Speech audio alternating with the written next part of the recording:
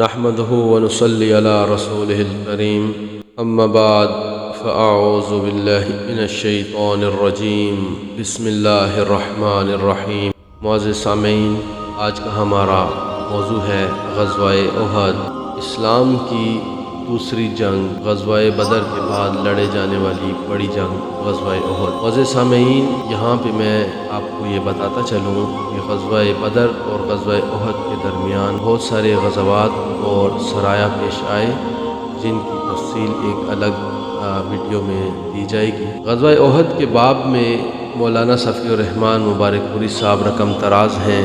انتقامی جنگ کے لیے قریش کی تیاریاں، اہل مکہ کو معرکہ بدر میں شکست و ہزیمت کی جو ذکر اور اپنے صنادید و اشراف کے قتل کا جو صدمہ برداشت کرنا پڑا تھا، اس کے سبب وہ مسلمانوں کے خلاف غیظ و غضب سے کھول رہے تھے، حتیٰ کہ انہوں نے اپنے مقتولین پر آہ و فغاں کرنے سے بھی روک دیا تھا اور قیدیوں کے فدیے کی ادائیگی میں بھی جلد بازی کا مظاہرہ کرنے سے منع کر دیا تھا، تاکہ مسلمان ان کے رنج و غم کی شدت کا اندازہ نہ کر سکیں۔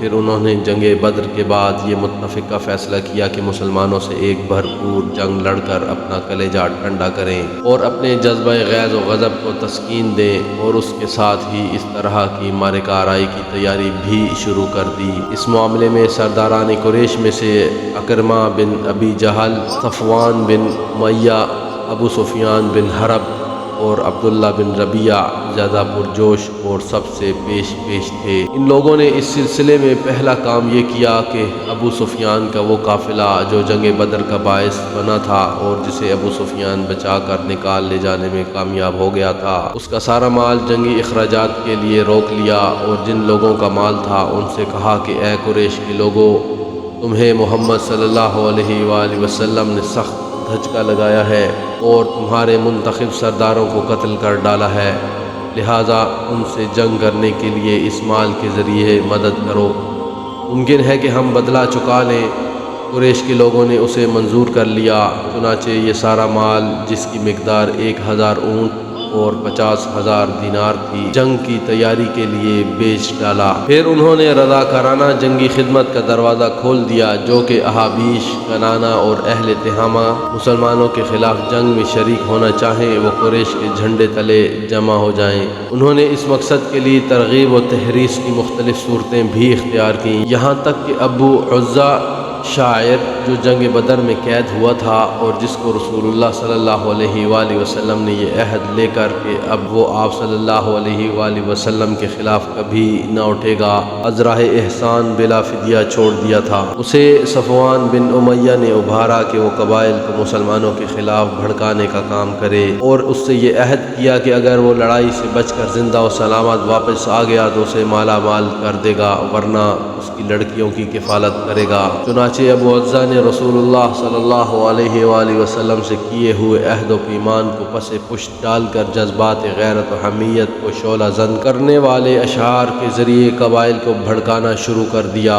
اسی طرح قریش نے ایک اور شاعر مصافح بن عبد مناف جمحی کو اس مہم کے لیے تیار کیا۔ ادھر ابو سفیان نے غزوہ سویق سے ناکام و نامراد بلکہ سامان رسد کی ایک بہت بڑی مقدار سے ہاتھ دھو کر واپس آنے کے بعد مسلمانوں کے خلاف لوگوں کو ابھارنے اور بھڑکانے میں کچھ زیادہ ہی سرگرمی دکھائی۔ پھر اخیر میں سریہ زید بن حارثہ کے واقعے سے قریش کو جس سنگین اور اقتصادی طور پر کمر توڑ خسارہ سے دوچار ہونا پڑا اور انہیں جس قدر بے اندازہ رنج و الم پہنچا، اس نے آگ پر تیل کا کام کیا، اور اس کے بعد مسلمانوں سے ایک فیصلہ کن جنگ لڑنے کے لیے قریش کی تیاری کی رفتار میں بڑی تیزی آ گئی۔ اگلا موضوع ہے قریش کا لشکر، سامان جنگ اور کمان۔ چنانچہ سال پورا ہوتے ہوتے قریش کی تیاری مکمل ہو گئی، ان کے اپنے افراد کے علاوہ ان کے حلیفوں اور احابیش کو ملا کر مجموعی طور پر کل 3000 فوج تیار ہوئی۔ قائدین قریش کی رائے ہوئی کہ اپنے ساتھ عورتیں بھی لے چلے، تاکہ حرمت و ناموس کی حفاظت کا احساس کچھ زیادہ ہی جذبہ جاں سپاری کے ساتھ لڑنے کا سبب بنے،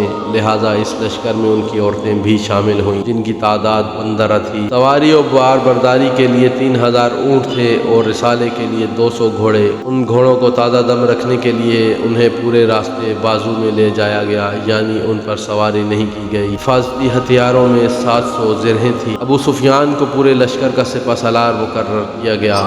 لیکن کمان خالد بن ولید کو دی گئی اور اکرمہ بن ابی جہل کو ان کا معاون بنایا گیا۔ پرچم مقررہ دستور کے مطابق قبیلہ بنی عبدالدار کے ہاتھ میں دیا گیا۔ اگلا موضوع مکی لشکر کی روانگی۔ اس بھرپور تیاری کے بعد مکی لشکر نے اس حالت میں مدینے کا رخ کیا کہ مسلمانوں کے خلاف غم و غصہ اور انتقام کا جذبہ ان کے دلوں میں شعلہ بن کر بھڑک رہا تھا، اور یہ جو عنقریب پیش آنے والی جنگ کی خون ریزی اور شدت کا پتہ دے رہا تھا۔ اگلا موضوع ہے مدینے میں جنگ کی اطلاع۔ حضرت عباس رضی اللہ عنہ قریش کی اس ساری نقل و حرکت اور جنگی تیاریوں کا بڑی چابک دستی اور گہرائی سے مطالعہ کر رہے تھے۔ چنانچہ جو ہی یہ لشکر حرکت میں آیا، حضرت عباس رضی اللہ عنہ نے اس کی ساری تفصیلات پر مشتمل ایک خط فوراً نبی صلی اللہ علیہ وآلہ وسلم کی خدمت میں روانہ فرما دیا۔ حضرت عباس رضی اللہ عنہ کا قاصد پیغام رسانی میں نہایت پھرتیلا ثابت ہوا۔ اس نے مکے سے مدینے تک کوئی 500 کلومیٹر کی مسافت صرف 3 دن میں طے کر کے ان کا خط نبی صلی اللہ علیہ وآلہ وسلم کے حوالے کیا۔ اس وقت آپ صلی اللہ علیہ وآلہ وسلم مسجد قباء میں تشریف فرما تھے۔ یہ خط حضرت ابی بن کعب رضی اللہ عنہ نے نبی صلی اللہ علیہ وآلہ وسلم کو پڑھ کر سنایا۔ آپ صلی اللہ علیہ وآلہ وسلم نے انہیں رازداری برتنے کی تاکید کی اور جھٹ مدینہ تشریف لا کر انصار و مہاجرین کے قائدین سے صلاح و مشورہ کیا۔ ہنگامی صورتحال کے مقابلے کی تیاری۔ اس کے بعد مدینے میں عام لام بندی کی کیفیت پیدا ہو گئی۔ لوگ کسی بھی اچانک صورتحال سے نمٹنے کے لیے ہمہ وقت ہتھیار بند رہنے لگے، حتیٰ کہ نماز میں بھی ہتھیار جدا نہیں کیا جاتا تھا۔ ادھر انصار کا ایک مختصر سا دستہ جس میں سعد بن معاذ، اسید بن حضیر اور سعد بن عبادہ رضی اللہ عنہم تھے، رسول اللہ صلی اللہ علیہ وآلہ وسلم کی نگرانی پر تعینات ہو گیا۔ یہ لوگ ہتھیار پہن کر ساری رات رسول اللہ صلی اللہ علیہ وآلہ وسلم کے دروازے پر گزار دیتے تھے۔ کچھ اور دستے اس خطرے کے پیش نظر کہ غفلت کی حالت میں اچانک کوئی حملہ نہ ہو جائے، مدینے میں داخلے کے مختلف راستوں پر تعینات ہو گئے۔ چند دیگر دستوں نے دشمن کی نقل و حرکت کا پتہ لگانے کے لیے طلایہ گردی شروع کر دی۔ یہ دستے ان راستوں پر گشت کرتے رہتے تھے جن سے گزر کر مدینے پر چھاپا مارا جا سکتا تھا۔ مکی لشکر مدینے کے دامن میں۔ ادھر مکی لشکر معروف کاروانی شاہراہ پر چلتا رہا۔ جب ابوا پہنچا تو ابو سفیان کی بیوی ہند بنت عتبہ نے یہ تجویز پیش کی کہ رسول اللہ صلی اللہ علیہ وآلہ وسلم کی والدہ کی قبر اکھیڑ دی جائے، لیکن اس دروازے کو کھولنے کے جو سنگین نتائج نکل سکتے تھے اس کے خوف سے قائدین نے لشکر نے یہ تجویز منظور نہ کی۔ اس کے بعد لشکر نے اپنا سفر بدستور جاری رکھا، یہاں تک کہ مدینے کے قریب پہنچ کر پہلے وادی عقیق سے گزرا، پھر کسی قدر داہنے جانب کترا کر کوہ احد کے قریب عین نامی ایک مقام پر جو مدینہ کے شمال میں وادی کنات کے کنارے ایک بنجر زمین ہے پڑاؤ ڈال دیا۔ یہ جمعہ 6 شوال سن 3 ہجری کا واقعہ ہے۔ مدینے کی دفاعی حکمت عملی کے لیے مجلس شورا کا اجلاس۔ مدینہ کے ذرائع اطلاعات مکی لشکر کی ایک خبر مدینہ پہنچا رہے تھے، حتیٰ کہ اس کے پڑاؤ کی بابت آخری خبر بھی پہنچا دی۔ اس وقت رسول اللہ صلی اللہ علیہ وآلہ وسلم نے فوجی ہائی کمان کی مجلس شورا منعقد فرمائی، جس میں مناسب حکمت عملی اختیار کرنے کے لیے صلاح مشورہ کرنا تھا۔ آپ صلی اللہ علیہ وآلہ وسلم نے انہیں اپنا دیکھا ہوا ایک خواب بتلایا۔ آپ صلی اللہ علیہ وآلہ وسلم نے بتلایا کہ واللہ میں نے ایک بھلی چیز دیکھی۔ میں نے دیکھا کہ کچھ گائیں ذبح کی جا رہی ہیں، اور میں نے دیکھا کہ میری تلوار کے سرے پر کچھ شکستگی ہے، اور یہ بھی دیکھا کہ میں نے اپنا ہاتھ ایک محفوظ راہ میں داخل کیا ہے۔ پھر آپ صلی اللہ علیہ وآلہ وسلم نے گائے کی یہ تعبیر بتلائی کہ کچھ صحابہ رضی اللہ رضوان اللہ علیہ مجمعین قتل کیے جائیں گے۔ تلوار میں شکستگی کی یہ تعبیر بتلائی کہ آپ صلی اللہ علیہ وآلہ وسلم کے گھر کا کوئی آدمی شہید ہوگا، اور محفوظ زرہ کی یہ تعبیر بتلائی کہ اس سے مراد شہر مدینہ ہے۔ پھر آپ صلی اللہ علیہ وآلہ وسلم نے صحابہ کرام کے سامنے دفاعی حکمت عملی کے متعلق اپنی رائے پیش کی کہ مدینے سے باہر نہ نکلیں بلکہ شہر کے اندر ہی قلعہ بند ہو جائیں۔ اب اگر مشرکین اپنے کیمپ میں مقیم رہتے ہیں تو بے مقصد اور برا قیام ہوگا، اور اگر مدینہ میں داخل ہوتے ہیں تو مسلمان گلی کوچے کے ناکوں پر ان سے جنگ کریں گے، اور عورتیں چھتوں کے اوپر سے ان پر خشتباری کریں گی۔ یہی صحیح رائے تھی، اور اسی اسی رائے سے عبداللہ بن ابی رأس المنافقین نے بھی اتفاق کیا، جو اس مجلس میں خزرج کے ایک سرکردہ نمائندہ کی حیثیت سے شریک تھا، لیکن اس کے اتفاق کی بنیاد یہ نہ تھی کہ جنگی نقطہ نظر سے یہی صحیح موقف تھا، بلکہ اس کا مقصد یہ تھا کہ وہ جنگ سے دور بھی رہے اور کسی کو اس کا احساس بھی نہ ہو، لیکن اللہ کو کچھ اور ہی منظور تھا۔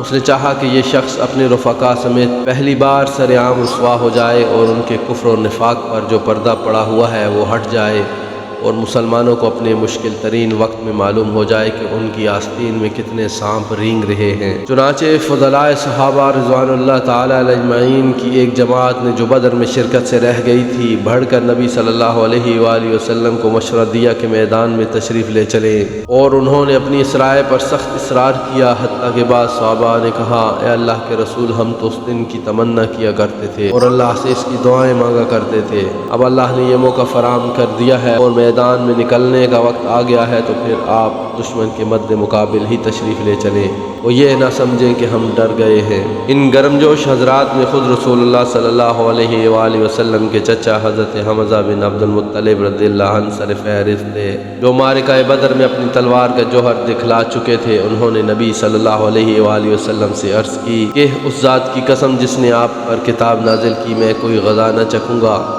یہاں تک کہ مدینے سے باہر اپنی تلوار کے ذریعے ان سے دو ہاتھ کر لوں۔ رسول اللہ صلی اللہ علیہ وآلہ وسلم نے اکثریت کے اصرار کے سامنے اپنی رائے ترک کر دی، اور آخری فیصلہ یہی ہوا کہ مدینے سے باہر نکل کر کھلے میدان میں معرکہ آرائی کی جائے، اسلامی لشکر کی ترتیب اور میدان جنگ کے لیے روانگی۔ اس کے بعد نبی صلی اللہ علیہ وآلہ وسلم نے جمعہ کی نماز پڑھائی تو وعظ و نصیحت کی، جد و جہد کی ترغیب دی اور بتلایا کہ صبر اور ثابت قدمی ہی سے غلبہ حاصل ہو سکتا ہے، ساتھ ہی حکم دیا کہ دشمن سے مقابلے کے لیے تیار ہو جائیں۔ یہ سن کر لوگوں میں خوشی کی لہر دوڑ گئی۔ اس کے بعد جب آپ صلی اللہ علیہ وآلہ وسلم نے عصر کی نماز پڑھی تو اس وقت تک لوگ جمع ہو چکے تھے، حوالی کے باشندے بھی آ چکے تھے۔ نماز کے بعد آپ صلی اللہ علیہ وآلہ وسلم اندر تشریف لے گئے، ساتھ میں ابو بکر اور عمر رضی اللہ عنہما بھی تھے۔ انہوں نے آپ صلی اللہ علیہ وآلہ وسلم کے سر پر عمامہ باندھا اور لباس پہنایا۔ آپ صلی اللہ علیہ وآلہ وسلم نے نیچے اوپر 2 زرہیں پہنی، تلوار حمائل کی اور ہتھیار سے آراستہ ہو کر لوگوں کے سامنے تشریف لائے۔ لوگ آپ صلی اللہ علیہ وآلہ وسلم کی آمد کے منتظر تو تھے ہی، لیکن اس دوران حضرت سعد بن معاذ اور اسید بن حضیر رضی اللہ عنہما نے لوگوں سے کہا، آپ لوگوں نے رسول اللہ صلی اللہ علیہ وآلہ وسلم کو میدان میں نکلنے پر زبردستی آمادہ کیا ہے، لہذا معاملہ آپ صلی اللہ علیہ وآلہ وسلم ہی کے حوالے کر دیجئے۔ یہ سن کر سب لوگوں نے ندامت محسوس کی، اور جب آپ باہر تشریف لائے تو آپ سے عرض کیا کہ یا رسول اللہ صلی اللہ علیہ وآلہ وسلم، ہمیں آپ کی مخالفت نہیں کرنی چاہیے تھی، آپ کو جو پسند ہو وہی کیجئے، اگر آپ کو یہ پسند ہے کہ مدینے میں رہیں تو آپ ایسا ہی کیجئے۔ رسول اللہ صلی اللہ علیہ وآلہ وسلم نے فرمایا، کوئی نبی جب اپنا ہتھیار پہن لے تو مناسب نہیں کہ اسے اتارے تاں کہ اللہ اور اس کے درمیان اور اس کے دشمن کے درمیان فیصلہ فرما دے۔ اس کے بعد نبی صلی اللہ علیہ وآلہ وسلم نے لشکر کو 3 حصوں میں تقسیم فرما دیا۔ مہاجرین کا دستہ، اس کا پرچم حضرت مصعب بن عمیر عبدری رضی اللہ عنہ کو عطا کیا۔ قبیلہ اوس دوسرا دستہ، اس کا علم حضرت اسید بن حضیر رضی اللہ عنہ کو عطا فرمایا۔ اس کا علم حضرت اسید بن حضیر رضی اللہ عنہ کو عطا فرمایا۔ قبیلہ خزرج انصار کا دستہ، اس کا علم حباب بن منذر رضی اللہ عنہ کو عطا فرمایا۔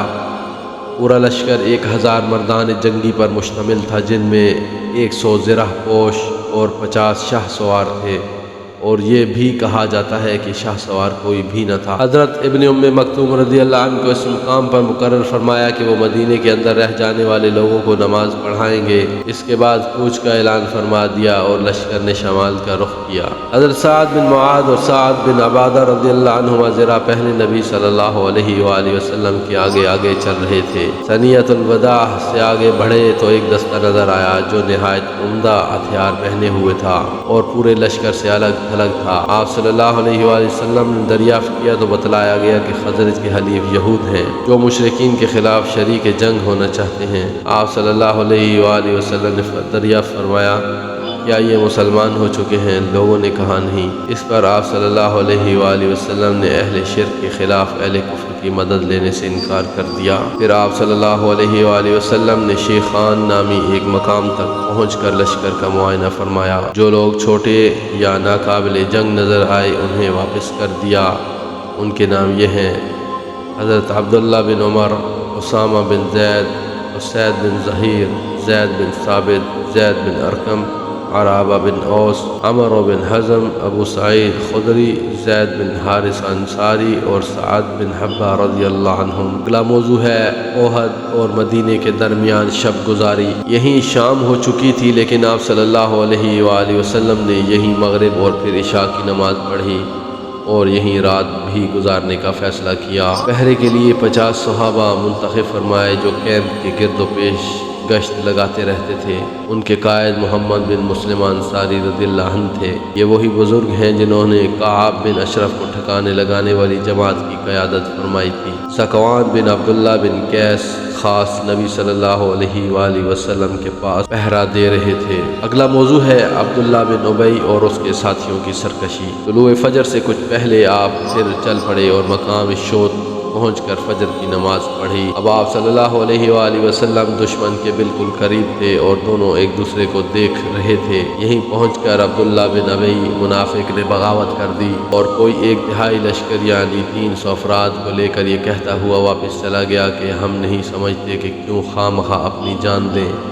اس نے اس بات پر بھی احتجاج کا مظاہرہ کیا کہ رسول اللہ صلی اللہ علیہ وآلہ وسلم نے اس کی بات نہیں مانی اور دوسروں کی بات مان لی۔ یقیناً اس علیحدگی کا سبب وہ نہیں تھا جو اس منافق نے ظاہر کیا تھا کہ رسول اللہ صلی اللہ علیہ وآلہ وسلم نے اس کی بات نہیں مانی، کیونکہ اس صورت میں جیش نبوی صلی اللہ علیہ وآلہ وسلم کے ساتھ یہاں تک اس کے آنے کا سوال ہی پیدا نہیں ہوتا تھا۔ اسے لشکر کی روانگی کے پہلے ہی قدم پر الگ ہو جانا چاہیے تھا، اس لیے حقیقت وہ نہیں جو اس نے ظاہر کی تھی، بلکہ حقیقت یہ تھی کہ وہ اس نازک موڑ پر الگ ہو کر اسلامی لشکر میں ایسے وقت اضطراب اور کھلبلی مچانا چاہتا تھا جب دشمن اس کی ایک ایک نقل و حرکت دیکھ رہا ہو، تاکہ ایک طرف تو عام فوجی نبی صلی اللہ علیہ وآلہ وسلم کا ساتھ چھوڑ دیں اور جو باقی رہ جائیں ان کے حوصلے ٹوٹ جائیں، اور دوسری طرف اس منظر کو دیکھ کر دشمن کی ہمت بندھے اور اس کے حوصلے بلند ہوں۔ لہذا یہ کارروائی نبی صلی اللہ علیہ وآلہ وسلم اور ان کے مخلص ساتھیوں کے خاتمے کی ایک مؤثر تدبیر تھی،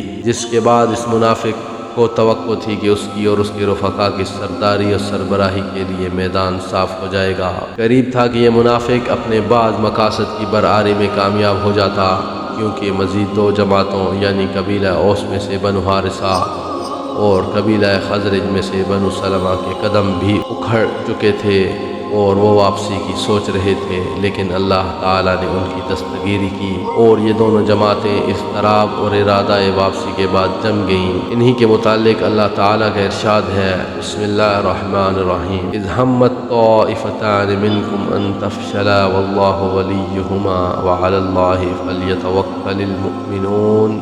اور جب تم میں سے 2 جماعتوں نے قصد کیا کہ بزدلی اختیار کریں اور اللہ ان کا ولی ہے اور مومنوں کو اللہ ہی پر بھروسہ کرنا چاہیے۔ بہرحال منافقین نے واپسی کا فیصلہ کیا۔ اس نازک ترین موقع پر حضرت جابر رضی اللہ عنہ کے والد حضرت عبداللہ بن حرام رضی اللہ عنہ نے انہیں ان کا فرض یاد دلانا چاہا۔ چنانچہ موصوف انہیں ڈانٹتے ہوئے واپسی کی ترغیب دیتے ہوئے اور یہ کہتے ہوئے ان کے پیچھے پیچھے چلے کہ آؤ اللہ کی راہ میں لڑو یا دفاع کرو، مگر انہوں نے جواب میں کہا اگر ہم جانتے کہ آپ لوگ لڑائی کریں گے تو ہم واپس نہ ہوتے۔ یہ جواب سن کر حضرت عبداللہ بن حرام یہ کہتے ہوئے واپس ہوئے: او اللہ کے دشمنوں، تم پر اللہ کی مار، یاد رکھو اللہ اپنے نبی کو تم سے مستغنی کر دے گا۔ اگلا موضوع ہے بقیہ اسلامی لشکر دامن احد میں۔ اس بغاوت اور واپسی کے بعد رسول اللہ صلی اللہ علیہ وآلہ وسلم نے باقی ماندہ لشکر کو لے کر، جس کی تعداد 700 تھی، دشمن کی طرف قدم بڑھایا۔ دشمن کا پڑاؤ آپ کے درمیان اور احد کے درمیان کئی سمت سے حائل تھا، اس لیے آپ صلی اللہ علیہ وآلہ وسلم نے دریافت کیا کہ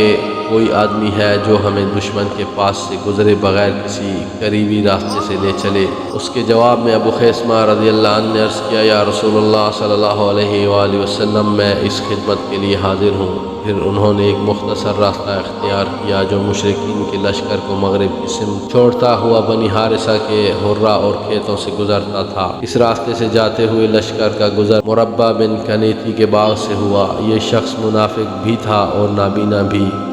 اس نے لشکر کی آمد محسوس کی تو مسلمانوں کے چہروں پر دھول پھینکنے لگا اور کہنے لگا کہ اگر آپ صلی اللہ علیہ وآلہ وسلم اللہ کے رسول ہیں تو یاد رکھیں آپ کو میرے باغ میں آنے کی اجازت نہیں۔ لوگ اسے قتل کرنے کو لپکے، لیکن آپ نے فرمایا اسے قتل نہ کرو، یہ دل اور آنکھ دونوں کا اندھا ہے۔ پھر رسول اللہ صلی اللہ علیہ وآلہ وسلم نے آگے بڑھ کر وادی کے آخری سرے پر واقع احد پہاڑ کی گھاٹی میں نزول فرمایا اور وہیں اپنے لشکر کا کیمپ لگوایا۔ سامنے مدینہ تھا اور پیچھے احد کا بلند و بالا پہاڑ۔ اس طرح دشمن کا لشکر مسلمانوں اور مدینے کے درمیان حد فاصل بن گیا۔ دفاعی منصوبہ۔ یہاں پہنچ کر رسول اللہ صلی اللہ علیہ وآلہ وسلم نے لشکر کی ترتیب و تنظیم قائم کی اور جنگی نقطۂ نظر سے اسے کئی صفوں میں تقسیم فرمایا۔ ماہر تیر اندازوں کا ایک دستہ بھی منتخب کیا جو 50 مردان جنگی پر مشتمل تھا۔ ان کی کمان حضرت عبداللہ بن جبیر بن نعمان انصاری دوسی بدری رضی اللہ عنہ کو سپرد کی اور انہیں وادی قنات کے جنوبی کنارے پر واقع ایک چھوٹی سی پہاڑی پر جو اسلامی لشکر کے کیمپ سے کوئی 150 میٹر جنوب مشرق میں واقع ہے اور اب جبل رمات کے نام سے مشہور ہے، تعینات فرمایا۔ اس کا مقصد ان کلمات سے واضح ہے جو آپ صلی اللہ علیہ وآلہ وسلم نے ان تیر اندازوں کو ہدایات دیتے ہوئے ارشاد فرمائے۔ آپ صلی اللہ علیہ وآلہ وسلم نے ان کے کمانڈر کو مخاطب کرتے ہوئے فرمایا، شاہ سواروں کو تیر مار کر ہم سے دور رکھو، وہ پیچھے سے ہم پر چڑھ نہ آئیں، ہم جیتیں یا ہاریں تم اپنی جگہ رہنا، تمہاری طرف سے ہم پر حملہ نہ ہونے پائے۔ پھر آپ صلی اللہ علیہ وآلہ وسلم نے تیر اندازوں کو مخاطب کر کے فرمایا، ہماری پشت کی حفاظت کرنا، اگر دیکھو کہ ہم مارے جا رہے ہیں تو ہماری مدد کو نہ آنا، اور اگر دیکھو کہ ہم مال غنیمت سمیٹ رہے ہیں تو ہمارے ساتھ شریک نہ ہونا۔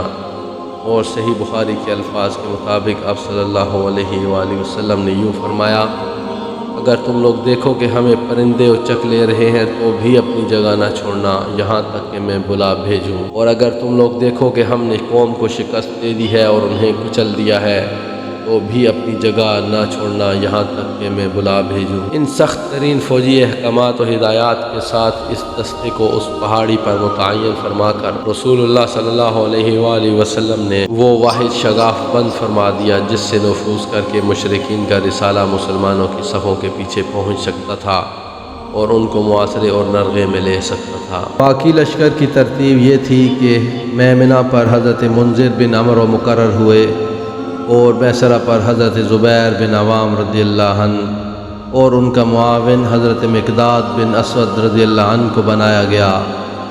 حضرت زبیر رضی اللہ عنہ کو یہ مہم بھی سونپی گئی تھی کہ وہ خالد بن ولید کے شاہ سواروں کی راہ روکے رکھیں۔ اس ترتیب کے علاوہ صف کے اگلے حصے میں ایسے ممتاز اور منتخب بہادر مسلمان رکھے گئے جن کی جاں بازی و دلیری کا شہرہ تھا۔ یہ منصوبہ بڑی باریکی اور حکمت پر مبنی تھا جس سے نبی صلی اللہ علیہ وآلہ وسلم کی فوجی قیادت کی عبقریت کا پتہ چلتا ہے اور ثابت ہوتا ہے کہ کوئی کمانڈر خواہ کیسا ہی بالیاقت کیوں نہ ہو، آپ صلی اللہ علیہ وآلہ وسلم سے زیادہ باریک اور باحکمت منصوبہ تیار نہیں کر سکتا، کیونکہ آپ صلی اللہ علیہ وآلہ وسلم باوجود یہ کہ دشمن کے بعد یہاں تشریف لائے تھے لیکن آپ صلی اللہ علیہ وآلہ وسلم نے اپنے لشکر کے لیے وہ مقام منتخب فرمایا جو جنگی نقطۂ نظر سے میدان جنگ کا سب سے بہترین مقام تھا، یعنی آپ صلی اللہ علیہ وآلہ وسلم نے پہاڑ کی بلندیوں کی اوٹ لے کر اپنی پشت اور دایاں بازو محفوظ کر لیا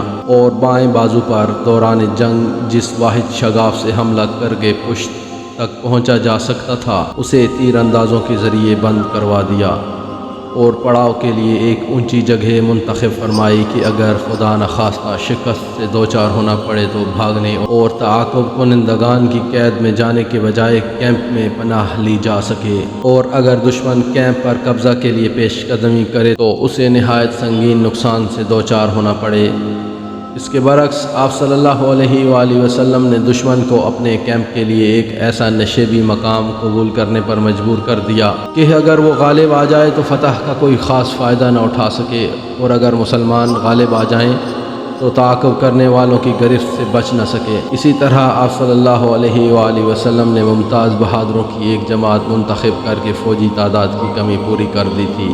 یہ تھی نبی صلی اللہ علیہ وآلہ وسلم کے لشکر کی ترتیب اور تنظیم، جو 7 شوال سن 3 ہجری یوم سینچر کی صبح عمل میں آئی۔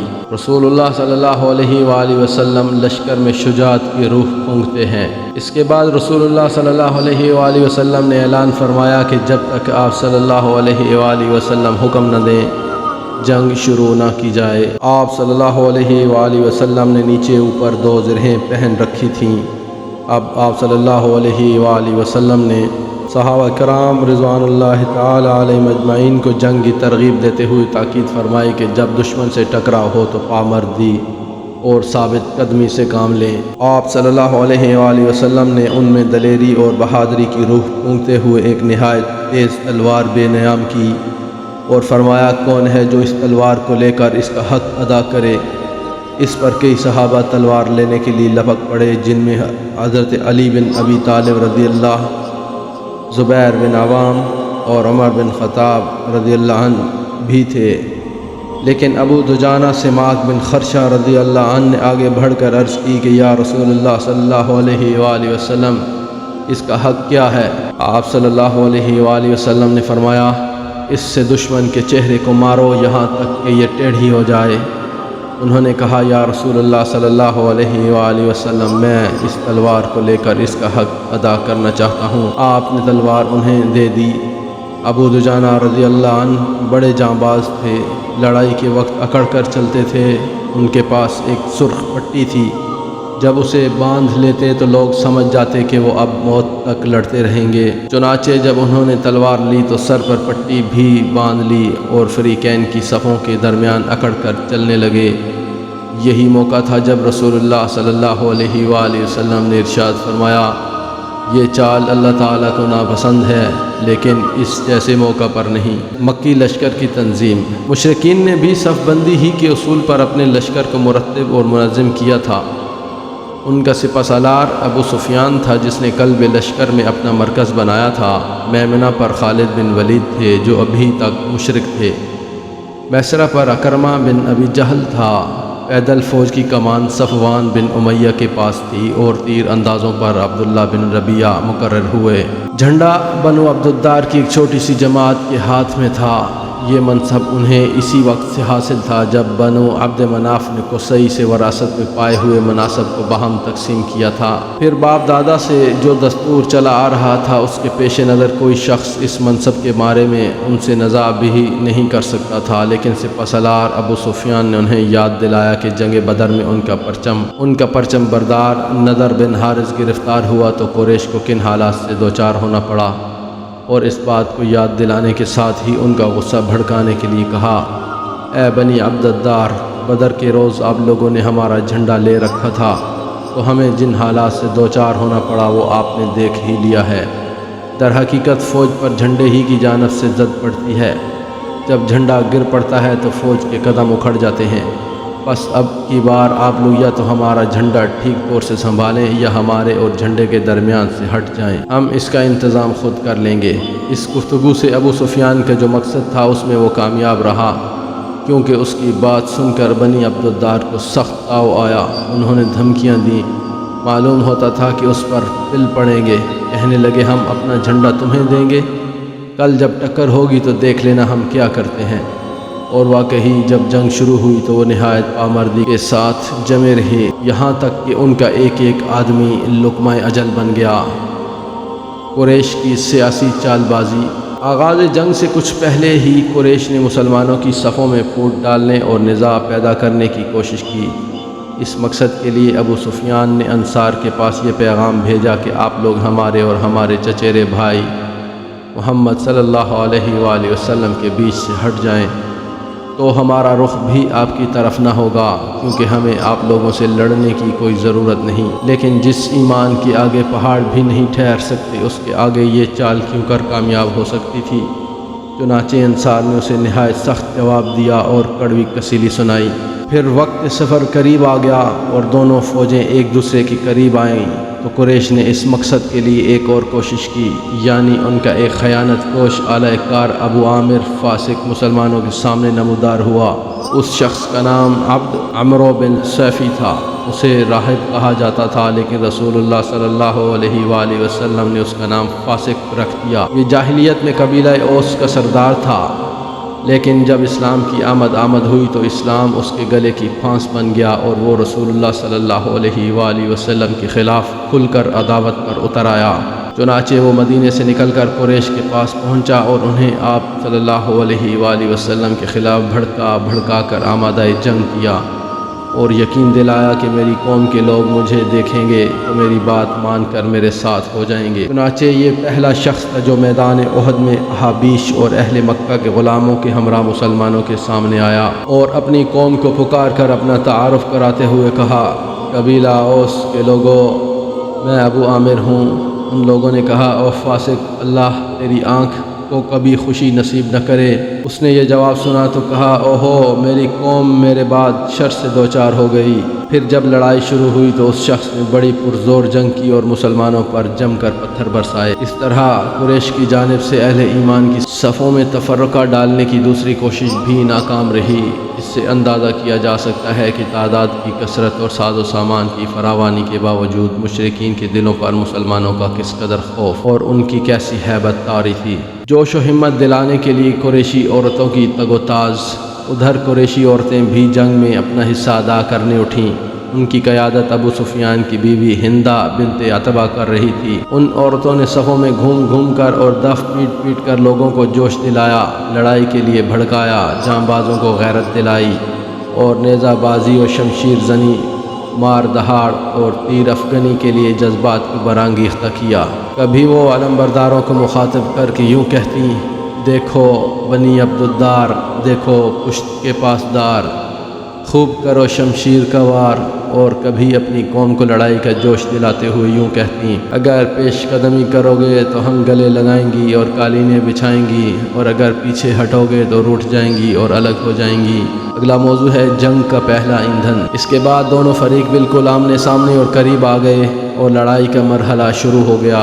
جنگ کا پہلا ایندھن مشرکین کا علم بردار طلحہ بن ابی طلحہ عبدری بنا۔ یہ شخص قریش کا نہایت بہادر شاہ سوار تھا۔ اسے مسلمان کبش الکتیبہ لشکر کا مینڈھا کہتے تھے۔ یہ اونٹ پر سوار ہو کر نکلا اور مبارزت کی دعوت دی۔ اس کی حد سے بڑھی ہوئی شجاعت کے سبب عام صحابہ رضوان اللہ علیہم اجمعین مقابلے سے کترا گئے، لیکن حضرت زبیر آگے بڑھے اور ایک لمحہ کی مہلت دیے بغیر شیر کی طرح جست لگا کر اونٹ پر جا چڑھے۔ پھر اسے اپنی گرفت میں لے کر زمین پر کود گئے اور تلوار سے ذبح کر دیا۔ نبی صلی اللہ علیہ وآلہ وسلم نے یہ ولولہ انگیز منظر دیکھا تو فرط مسرت سے نعرہ تکبیر بلند کیا۔ مسلمانوں نے بھی نعرہ تکبیر لگایا۔ پھر آپ صلی اللہ علیہ وآلہ وسلم نے حضرت زبیر کی تعریف کی اور فرمایا، ہر نبی کا ایک حواری ہوتا ہے اور میرے حواری زبیر ہیں۔ اگلا موضوع ہے معرکہ کا مرکز ثقل اور علم برداروں کا صفایا۔ اس کے بعد ہر طرف جنگ کے شعلے بڑک اٹھے اور پورے میدان میں پرزور مار دہاڑ شروع ہو گئی۔ مشرکین کا پرچم مارکے کا مرکز ثقل تھا۔ بنو عبدالدار نے اپنے کمانڈر طلحہ بن ابی طلحہ کے قتل کے بعد یکے بعد دیگرے پرچم سنبھالا، لیکن سب کے سب مارے گئے۔ سب سے پہلے طلحہ کے بھائی عثمان بن ابی طلحہ نے پرچم اٹھایا اور یہ کہتے ہوئے آگے بڑھا، پرچم والوں کا فرض ہے کہ نیزہ خون سے رنگین ہو جائے یا ٹوٹ جائے۔ اس شخص پر حضرت حمزہ بن عبد المطلب رضی اللہ عنہ نے حملہ کیا اور اس کے کندھے پر ایسی تلوار ماری کہ وہ ہاتھ سمیت کندھے کو کاٹتی اور جسم کو چیرتی ہوئی ناف تک جا پہنچی، یہاں تک کہ پھپھڑا دکھائی دینے لگا۔ اس کے بعد ابو سعد بن ابی طلحہ نے جھنڈا اٹھایا، اس پر حضرت سعد بن ابی وقاص رضی اللہ عنہ نے تیر چلایا اور وہ ٹھیک اس کے گلے پر لگا، جس سے اس کی زبان باہر نکل آئی اور وہ اسی وقت مر گیا۔ لیکن بعض سیرت نگاروں کا کہنا ہے کہ ابو سعد نے باہر نکل کر دعوت مبارزت دی اور حضرت علی نے آگے بڑھ کر مقابلہ کیا۔ دونوں نے ایک دوسرے پر تلوار کا ایک وار کیا، لیکن حضرت علی نے سعد کو مار لیا۔ اس کے بعد مصافہ بن طلحہ بن ابی طلحہ نے جھنڈا اٹھایا، لیکن اسے عاصم بن ثابت بن ابی افلح رضی اللہ عنہ نے تیر مار کر قتل کر دیا۔ اس کے بعد اس کے بھائی کلاب بن طلحہ بن ابی طلحہ نے جھنڈا اٹھایا، مگر اس پر حضرت زبیر بن عوام رضی اللہ عنہ ٹوٹ پڑے اور لڑ بھڑ کر اس کا کام تمام کر دیا۔ پھر ان دونوں کے بھائی جلاس بن طلحہ بن ابی طلحہ نے جھنڈا اٹھایا، مگر اسے طلحہ بن عبید اللہ رضی اللہ عنہ نے نیزہ مار کر ختم کر دیا، اور کہا جاتا ہے کہ عاصم بن ثابت بن ابی افلح رضی اللہ عنہ نے تیر مار کر ختم کیا۔ یہ ایک ہی گھر کے 6 افراد تھے، یعنی سب کے سب ابو طلحہ عبداللہ بن عثمان بن عبدالدار کے بیٹے یا پوتے، جو مشرکین کے جھنڈے کی حفاظت کرتے ہوئے مارے گئے۔ اس کے بعد قبیلہ بنی عبدالدار کے ایک اور شخص ارقاد بن شرحبیل نے پرچم سنبھالا، لیکن اسے حضرت علی بن ابی طالب رضی اللہ عنہ نے، اور کہا جاتا ہے کہ حضرت حمزہ بن عبد المطلب نے قتل کر دیا۔ اس کے بعد شریح بن کارز نے جھنڈا اٹھایا، مگر اسے قزمان نے قتل کر دیا۔ قزمان منافق تھا اور اسلام کے بجائے قبائلی حمیت کے جوش میں مسلمانوں کے ہمراہ لڑنے آیا تھا۔ شریح کے بعد ابو زید عمرو بن عبد مناف عبدری نے جھنڈا سنبھالا، مگر اسے بھی قزمان نے ٹھکانے لگا دیا۔ پھر شرحبیل بن ہاشم عبدری کے ایک لڑکے نے جھنڈا اٹھایا، مگر وہ بھی قزمان کے ہاتھوں مارا گیا۔ یہ بنو عبدالدار کے 10 افراد ہوئے جنہوں نے مشرکین کا جھنڈا اٹھایا، اور سب کے سب مارے گئے۔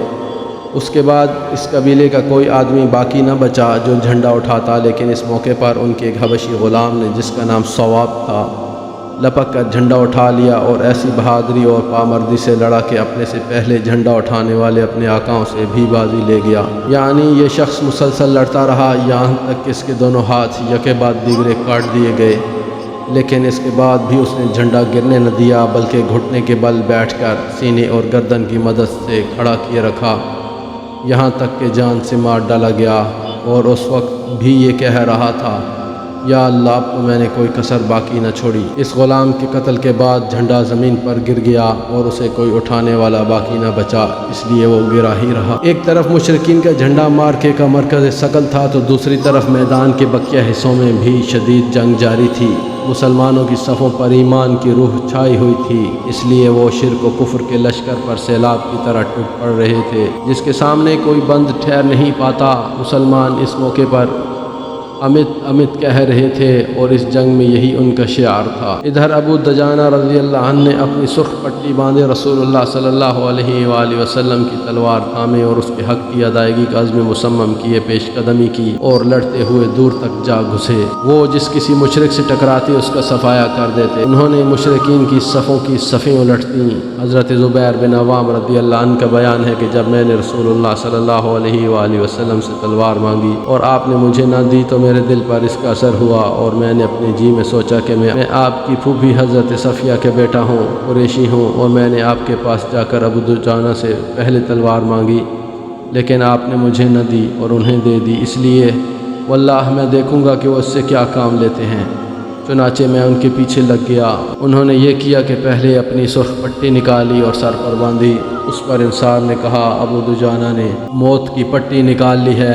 پھر وہ یہ کہتے ہوئے میدان کی طرف بڑھے، میں نے اس نخلستان کے دامن میں اپنے خلیل صلی اللہ علیہ وآلہ وسلم سے عہد کیا ہے کہ کبھی صفوں کے پیچھے نہ رہوں گا، بلکہ آگے بڑھ کر اللہ اور اس کے رسول کی تلوار چلاؤں گا۔ اس کے بعد انہیں جو بھی مل جاتا اسے قتل کر دیتے۔ ادھر مشرکین میں ایک شخص تھا جو ہمارے کسی بھی زخمی کو پا جاتا تو اس کا خاتمہ کر دیتا۔ یہ دونوں رفتہ رفتہ قریب ہو رہے تھے۔ میں نے اللہ سے دعا کی کہ دونوں میں ٹکر ہو جائے، اور واقعتاً ٹکر ہو گئی۔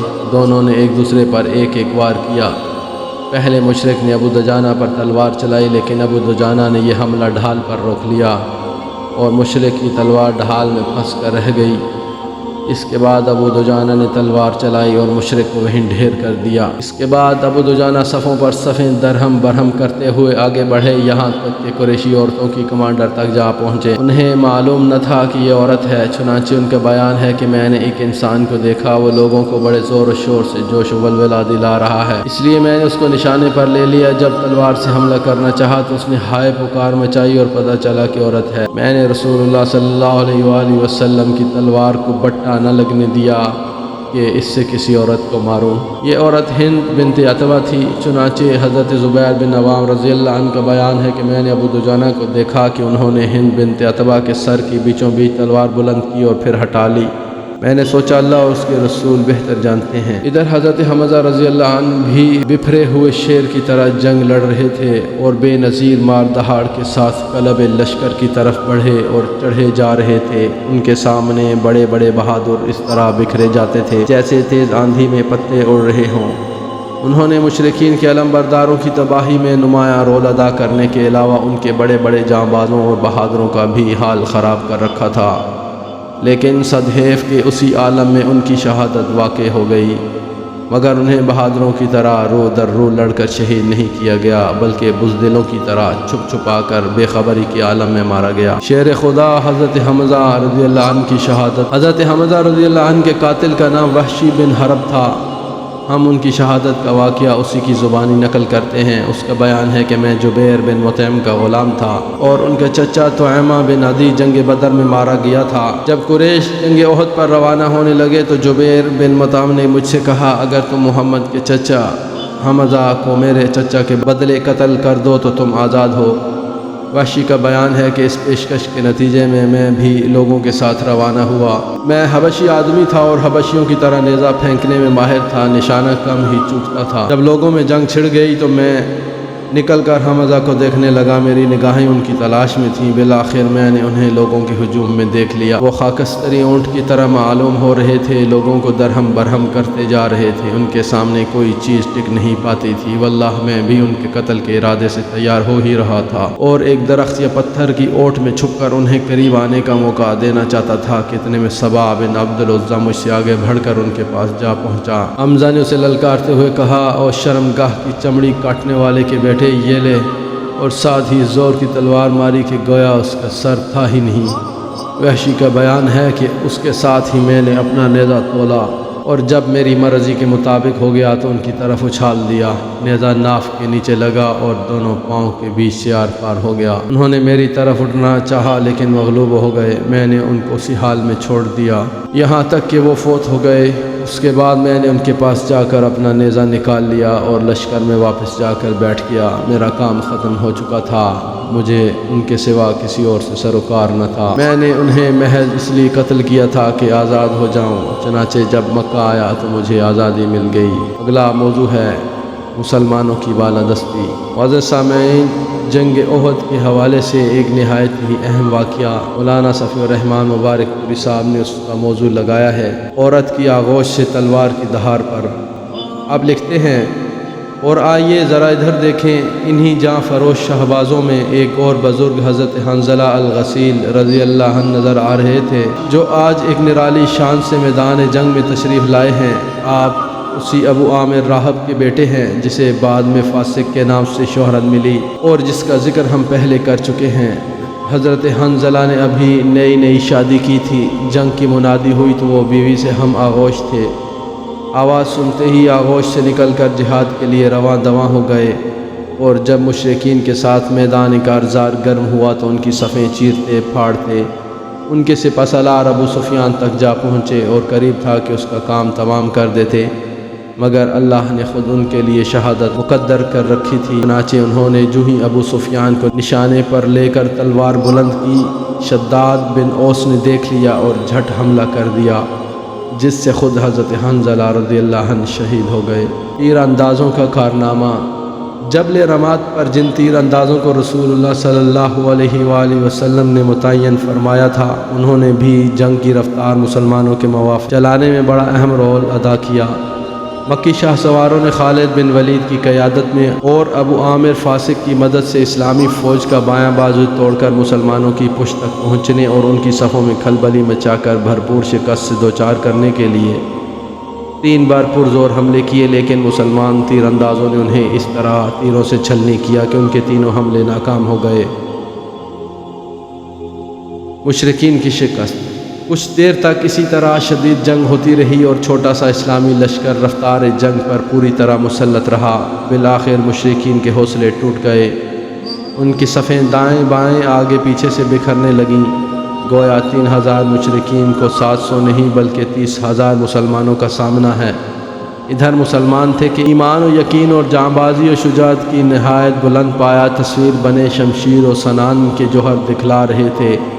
جب قریش نے مسلمانوں کے تابڑ توڑ حملے روکنے کے لیے اپنی انتہائی طاقت صرف کرنے کے باوجود مجبوری و بے بسی محسوس کی اور ان کے حوصلے اس حد تک ٹوٹ گئے کہ ثواب کے قتل کے بعد کسی کو جرأت نہ ہوئی کہ سلسلہ جنگ جاری رکھنے کے لیے اپنے گرے ہوئے جھنڈے کے قریب جا کر اسے بلند کرے، تو انہوں نے پسپا ہونا شروع کر دیا اور فرار کی راہ اختیار کی، اور بدلہ و انتقام، بحالی عز و وقار اور واپسی مجد و شرف کی جو باتیں انہوں نے سوچ رکھی تھیں انہیں یکسر بھول گئے۔ ابن اسحاق کہتے ہیں کہ اللہ نے مسلمانوں پر اپنی مدد نازل کی اور ان سے اپنا وعدہ پورا کیا، چنانچہ مسلمانوں نے تلواروں سے مشرکین کی ایسی کٹائی کی کہ وہ کیمپ سے بھی پرے بھاگ گئے اور بلا شبہ ان کو شکست فاش ہوئی۔ حضرت عبداللہ بن زبیر رضی اللہ عنہ کا بیان ہے کہ ان کے والد نے فرمایا، واللہ میں نے دیکھا کہ ہند بنت عتبہ اور اس کے ساتھی عورتوں کی پنڈلیاں نظر آ رہی ہیں، وہ کپڑے اٹھائے بھاگی جا رہی ہیں، ان کی گرفتاری میں کوئی چیز بھی حائل نہیں تھی۔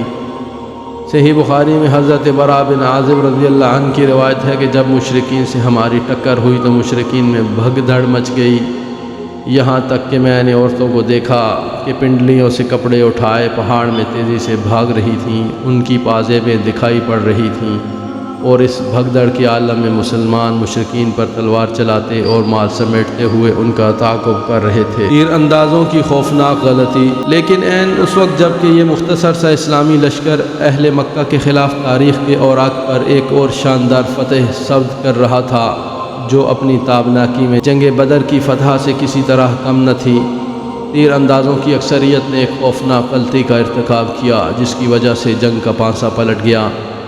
مسلمانوں کو شدید نقصانات کا سامنا کرنا پڑا اور خود نبی کریم صلی اللہ علیہ وآلہ وسلم شہادت سے بال بال بچے، اور اس کی وجہ سے مسلمانوں کی وہ ساکھ اور وہ ہیبت جاتی رہی جو جنگ بدر کے نتیجے میں انہیں حاصل ہوئی تھی۔ اس سے پہلے ہم جان چکے ہیں کہ رسول اللہ صلی اللہ علیہ وآلہ وسلم نے تیر اندازوں کو فتح و شکست ہر حال میں اپنے پہاڑی مورچے پر ڈٹے رہنے کی کتنی سخت تاکید فرمائی تھی، لیکن ان سارے تاکیدی احکامات کے باوجود جب انہوں نے دیکھا کہ مسلمان دشمن کا مال غنیمت لوٹ رہے ہیں تو ان پر حب دنیا کا کچھ اثر غالب آ گیا، چنانچہ بعض نے بعض سے کہا، غنیمت غنیمت، تمہارے ساتھی جیت گئے، اب کاہے کا انتظار ہے۔ اس آواز کے اٹھتے ہی ان کے کمانڈر حضرت عبداللہ بن جبیر نے انہیں رسول اللہ صلی اللہ علیہ وآلہ وسلم کے احکامات یاد دلائے اور فرمایا، کیا تم بھول گئے کہ رسول اللہ صلی اللہ علیہ وآلہ وسلم نے تمہیں کیا حکم دیا تھا؟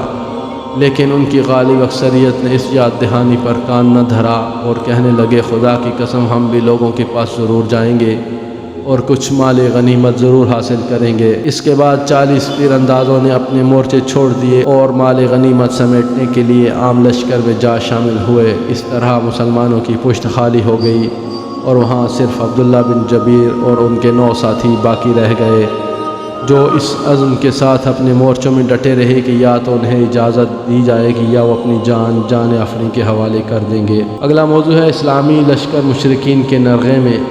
حضرت خالد بن ولید جو اس سے پہلے 3 بار اس مورچے کو سر کرنے کی کوشش کر چکے تھے، اس جریم موقع سے فائدہ اٹھاتے ہوئے نہایت تیزی سے چکر کاٹ کر اسلامی لشکر کی پشت پر جا پہنچے اور چند لمحوں میں عبداللہ بن جبیر اور ان کے ساتھیوں کا صفایا کر کے مسلمانوں پر پیچھے سے ٹوٹ پڑے۔ ان کے شاہ سواروں نے ایک نعرہ بلند کیا جس سے شکست خوردہ مشرکین کو اس نئی تبدیلی کا علم ہو گیا اور وہ بھی مسلمانوں پر ٹوٹ پڑے۔ ادھر قبیلہ بنو حارث کی ایک عورت عمرہ بنت علقمہ نے لپک کر زمین پر پڑا ہوا مشرکین کا جھنڈا اٹھا لیا۔ پھر کیا تھا، بکھرے ہوئے مشرکین اس کے گرد سمٹنے لگے اور ایک نے دوسرے کو آواز دی جس کے نتیجے میں وہ مسلمانوں کے خلاف اکٹھے ہو گئے اور جم کر لڑائی شروع کر دی۔ اب مسلمان آگے اور پیچھے دونوں طرف سے گھیرے میں آ چکے تھے، گویا چکی کے 2 پاٹوں کے بیچ میں پڑ گئے تھے۔ رسول اللہ صلی اللہ علیہ وآلہ وسلم کا پرخطر فیصلہ اور دلیرانہ اقدام۔ اس وقت رسول اللہ صلی اللہ علیہ وآلہ وسلم صرف 9 صحابہ کی ذرا جتنی نفری کے ہمراہ پیچھے تشریف فرما تھے اور مسلمانوں کی مار دھاڑ اور مشرکین کے کھدیڑے جانے کا منظر دیکھ رہے تھے کہ آپ صلی اللہ علیہ وآلہ وسلم کو ایک دم اچانک خالد بن ولید کے شاہ سوار دکھائی پڑے۔ اس کے بعد آپ صلی اللہ علیہ وآلہ وسلم کے سامنے 2 ہی راستے تھے، یا تو آپ صلی اللہ علیہ وآلہ وسلم اپنے 9 رفقا سمیت تیزی سے بھاگ کر کسی محفوظ جگہ چلے جاتے اور اپنے لشکر کو جو اب نرغے میں آیا ہی چاہتا تھا اس کی قسمت پر چھوڑ دیتے، یا اپنی جان خطرے میں ڈال کر اپنے صحابہ کو بلاتے اور ان کی ایک معتمد تعداد اپنے پاس جمع کر کے ایک مضبوط محاذ تشکیل دیتے اور اس کے ذریعے مشرکین کا گھیرا توڑ کر اپنے لشکر کے لیے احد کی بلندی کی طرف جانے کا راستہ بناتے۔ آزمائش کی اس نازک ترین موقع پر رسول اللہ صلی اللہ علیہ وآلہ وسلم کی عبقریت اور بے نظیر شجاعت نمایاں ہوئی، کیونکہ آپ صلی اللہ علیہ وآلہ وسلم نے جان بچا کر بھاگنے کے بجائے اپنی جان خطرہ میں ڈال کر صحابہ رضوان اللہ علیہم اجمعین کی جان بچانے کا فیصلہ کیا۔ چنانچہ آپ نے خالد بن ولید کے شاہ سواروں کو دیکھتے ہی نہایت بلند آواز سے صحابہ کرام کو پکارا، اللہ کے بندو ادھر، حالانکہ آپ جانتے تھے کہ یہ آواز مسلمانوں سے پہلے مشرکین تک پہنچ جائیں گی، اور یہی ہوا بھی۔ چنانچہ یہ آواز سن کر مشرکین کو معلوم ہو گیا کہ آپ یہیں موجود ہیں، لہٰذا ان کا ایک دستہ مسلمانوں سے پہلے آپ کے پاس پہنچ گیا اور باقی شاہ سواروں نے تیزی کے ساتھ مسلمانوں کو گھیرنا شروع کر دیا۔ جب مسلمان نرغے میں آ گئے تو ایک گروہ تو ہوش کھو بیٹھا، اسے صرف اپنی جان کی پڑی تھی، چنانچہ اس نے میدان جنگ چھوڑ کر فرار کی راہ اختیار کی۔ اسے کچھ خبر نہ تھی کہ پیچھے کیا ہو رہا ہے۔ ان میں سے کچھ تو بھاگ کر مدینے میں جا گھسے اور کچھ پہاڑ کے اوپر چڑھ گئے۔ ایک اور گروہ پیچھے کی طرف پلٹا تو مشرکین کے ساتھ مخلوط ہو گیا، دونوں لشکر گڈ مڈ ہو گئے اور ایک کو دوسرے کا پتہ نہ چل سکا۔ اس کے نتیجے میں خود مسلمانوں کے ہاتھوں بعض مسلمان مار ڈالے گئے۔ چنانچہ صحیح بخاری میں حضرت عائشہ رضی اللہ عنہا سے مروی ہے کہ احد کے روز پہلے مشرکین کو شکست فاش ہوئی، اس کے بعد ابلیس نے آواز لگائی کہ اللہ کے بندوں پیچھے، اس پر اگلی صف پلٹی اور پچھلی صف سے گت ہو گئی۔ حذیفہ رضی اللہ عنہ نے دیکھا کہ ان کے والد یمان رضی اللہ عنہ پر حملہ ہو رہا ہے۔ وہ بولے، اللہ کے بندوں میرے والد ہیں، لیکن خدا کی قسم لوگوں نے ان سے ہاتھ نہ روکا یہاں تک کہ انہیں مار ہی ڈالا۔ حذیفہ رضی اللہ عنہ نے کہا، اللہ آپ لوگوں کی مغفرت کرے۔ حضرت عروہ کا بیان ہے کہ باخدا حضرت حذیفہ میں ہمیشہ خیر کا بقیہ رہا یہاں تک کہ وہ اللہ سے جا ملے۔ غرض اس گروہ کی صفوں میں سخت انتشار اور بد نظمی پیدا ہو گئی تھی۔ بہت سے لوگ حیران و سرگرداں تھے، ان کی سمجھ میں نہیں آ رہا تھا کہ کدھر جائیں۔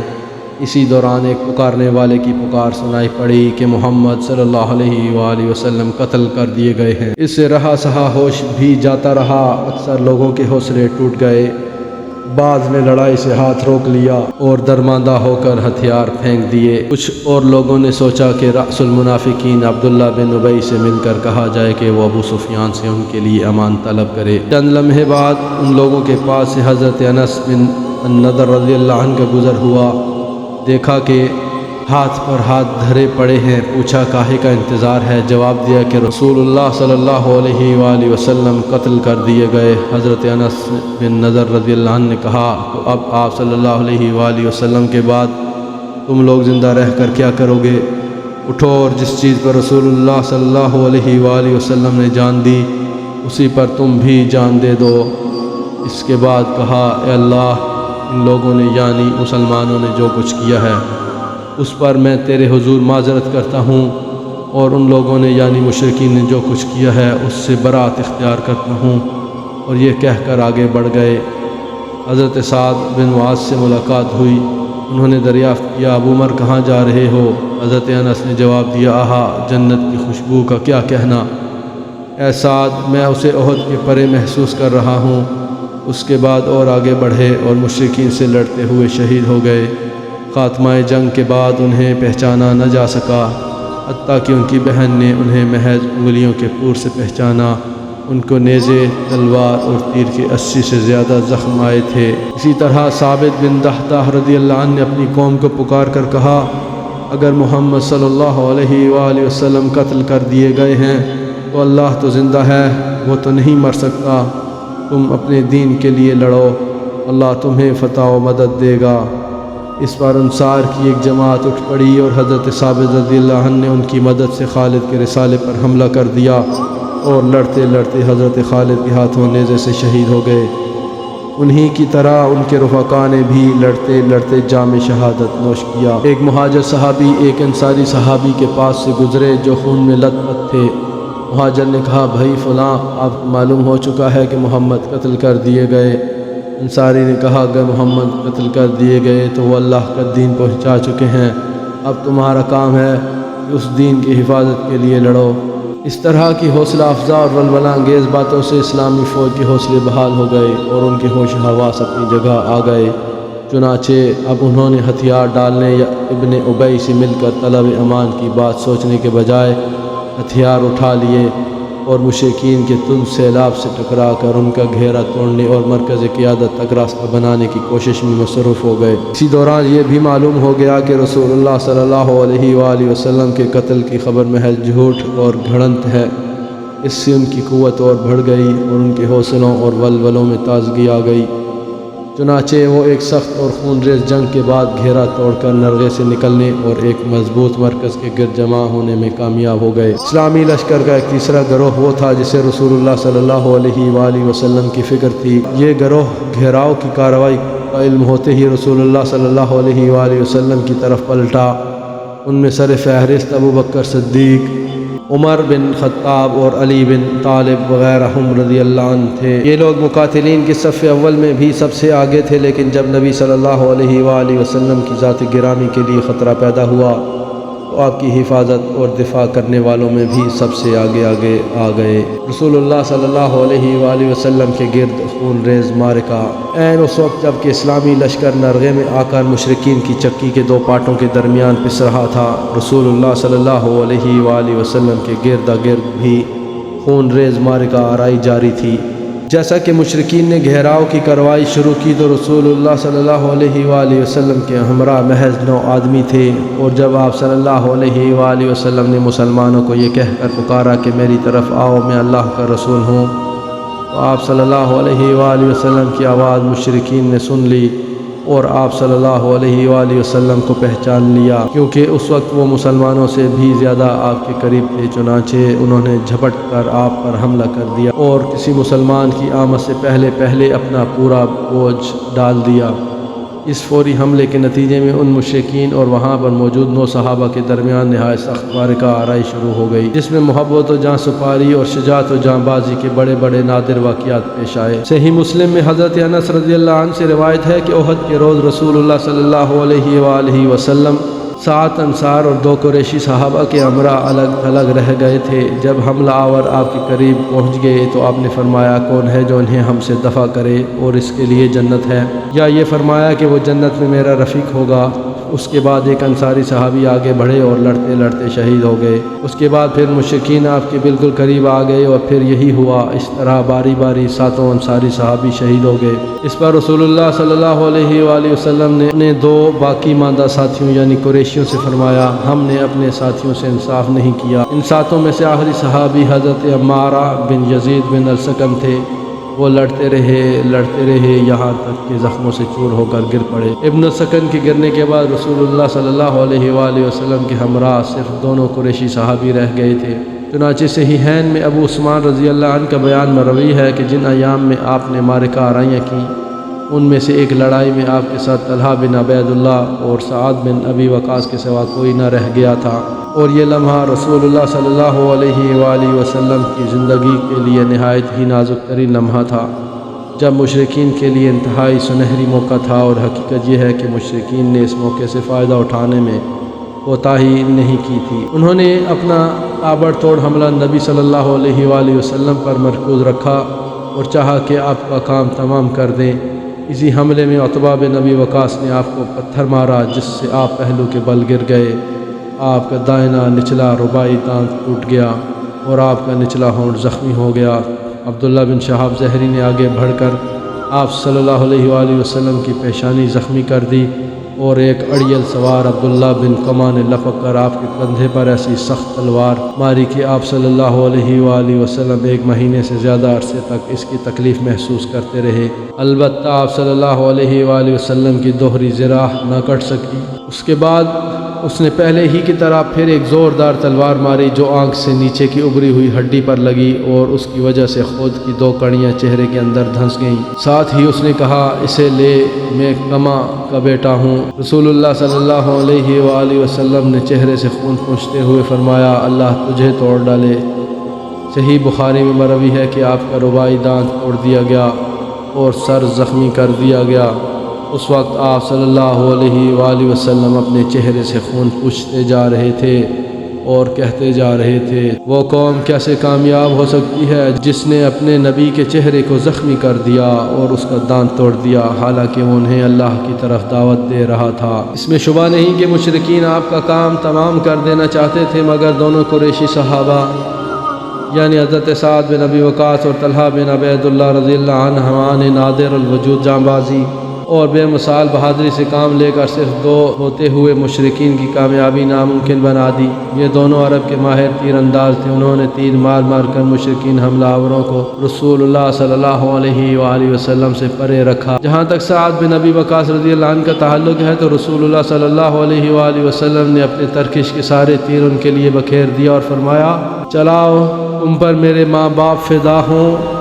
ان کی صلاحیت کا اندازہ اس سے لگایا جا سکتا ہے کہ رسول اللہ صلی اللہ علیہ وآلہ وسلم نے ان کے سوا کسی اور کے لیے ماں باپ کے فدا ہونے کی بات نہیں کہی۔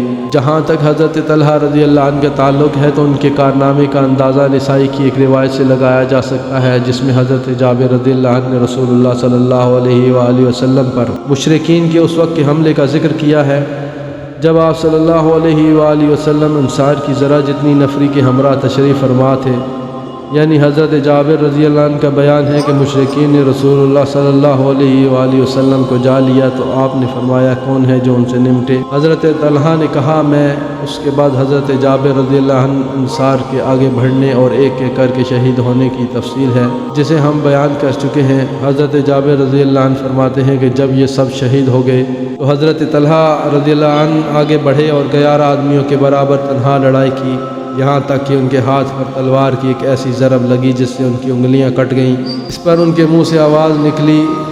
رسول اللہ صلی اللہ علیہ وآلہ وسلم نے فرمایا، اگر تم بسم اللہ کہتے تو تمہیں فرشتے اٹھا لیتے اور لوگ دیکھتے۔ حضرت جابر رضی اللہ عنہ کا بیان ہے کہ پھر اللہ نے مشرکین کو پلٹا دیا۔